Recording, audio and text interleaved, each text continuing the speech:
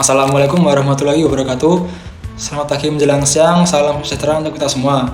Yang terhormat dosen pengampu mata kuliah pengantar ilmu komunikasi, Bu Anita Reta Kusuma Jayanti, SIP MIKOM, serta teman-teman yang saya banggakan. Puji syukur mari kita panjatkan kehadirat Tuhan Yang Maha Esa. Sebelum itu, perkenalkan saya Christian Bintang Fernando Kusuma yang akan bertugas sebagai moderator pada sesi presentasi pada kali ini. Bersama saya telah hadir rekan-rekan dari kelompok 3 yang akan membawakan materi mengenai model komunikasi Newcomb, Wesley, dan McLean. Baik, tanpa berlama-lama lagi, mari kita sambut pemaparan materi dari kelompok kami yang akan disampaikan oleh Saudari Alivia selaku pemapar pertama. Kepada Saudari Alivia, waktu dan tempat kami persilahkan. Theodore Newcomb, nama lengkap Theodore Newcomb, tempat tanggal lahir 24 Juli 1903, Rock Creek, Ohio, Amerika Serikat. Asal Universitas Columbia, kematian 28 Desember 1984, Ann Arbor, Michigan, Amerika Serikat. Model komunikasi Newcomb dikemukakan oleh Theodore M. Newcomb pada tahun 1953 sebagai pengembangan dari teori Friedsider tahun 1946. Model ini menekankan pentingnya keseimbangan dalam hubungan antar manusia dan menganggap komunikasi sebagai cara mempertahankan hubungan sosial. Berbeda dengan model lain, Newcomb tidak memasukkan unsur pesan dan lebih berfokus pada tujuan sosial dalam berkomunikasi. Dikenal dengan model ABX yang menjelaskan hubungan antara dua orang dan satu objek luar. Model ini menjadi dasar model komunikasi Wesley dan McLean tahun 1957 serta diterapkan dalam komunikasi antar pribadi dan komunikasi massa. Alur komunikasi. Model ini berbentuk segitiga dan melibatkan 3 elemen dengan orientasi yang saling terhubung. Elemen keterangan, poin A, message sender, pengirim pesan atau komunikator. Poin B, message receiver atau penerima pesan atau komunikasi. Poin C, topik isu kebijakan. Alur dinamika dan keseimbangan. Yang pertama, titik awal, orientasi dan potensi ketegangan. Model komunikasi Newcomb berfokus pada upaya mengatasi ketegangan strain akibat ketidakseimbangan orientasi antara pihak-pihak yang berinteraksi.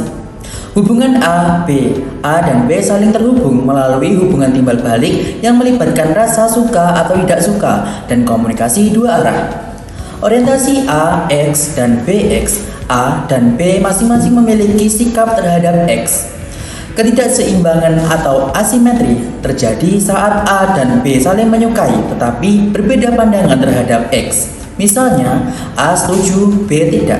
Kondisi ini memicu komunikasi untuk mengembalikan keseimbangan. Selanjutnya yaitu proses komunikasi. Proses komunikasi terjadi antara dua pihak yaitu A dan B yang saling bertukar pesan untuk mencapai kesepahaman atau keseimbangan. Jika A berbicara kepada B tentang suatu hal X, A berusaha mempengaruhi B agar memiliki pandangan yang sama. Begitu juga sebaliknya, B juga bisa mempengaruhi A agar sependapat. Tujuan dari proses ini adalah untuk mengurangi perbedaan pendapat dan mencapai keselarasan dalam komunikasi.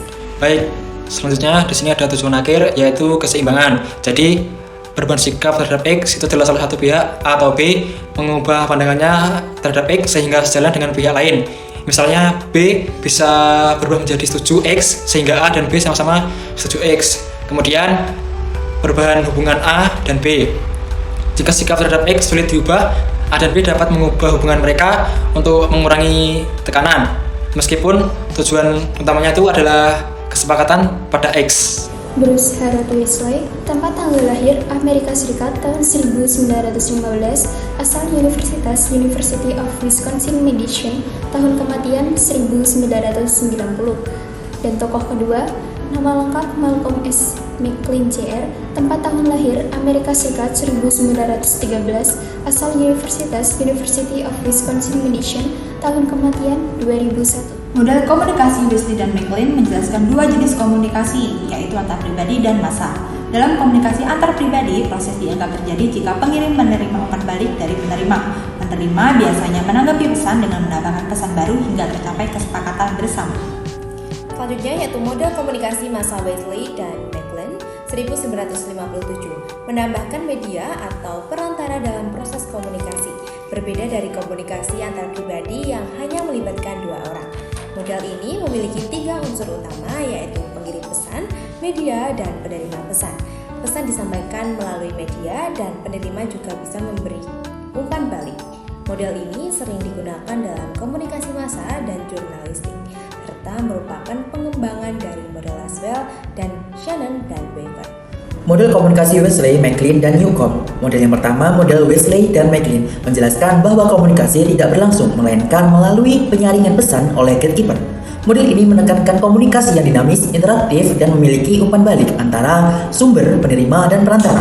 Ciri khasnya adanya peran gatekeeper serta perbedaan kecepatan umpan balik antara komunikasi antar pribadi atau cepat dan masa yang tertunda. Yang kedua, model Newcomb ABX berfokus pada tujuan sosial dan keseimbangan hubungan atau simetri antara dua individu A dan B terhadap suatu topik X. Berbeda dari model lain yang menyoroti alur pesan, model ini menekankan keselarasan sikap untuk menjaga keseimbangan sosial.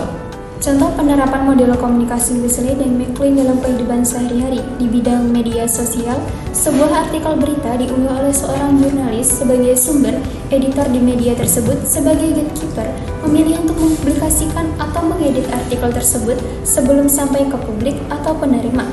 Pengguna media sosial dapat memberikan komentar atau umpan balik dan membagikan artikel tersebut. Sementara, opinion leader atau influencer biasa mempengaruhi persepsi orang lain terhadap berita tersebut. Baik, demikianlah presentasi yang dapat kami sampaikan. Semoga materi ini dapat bermanfaat dan juga dapat memberikan wawasan baru bagi kita semua. Mohon maaf bila ada salah kata. Terima kasih atas waktunya. Wassalamualaikum warahmatullahi wabarakatuh.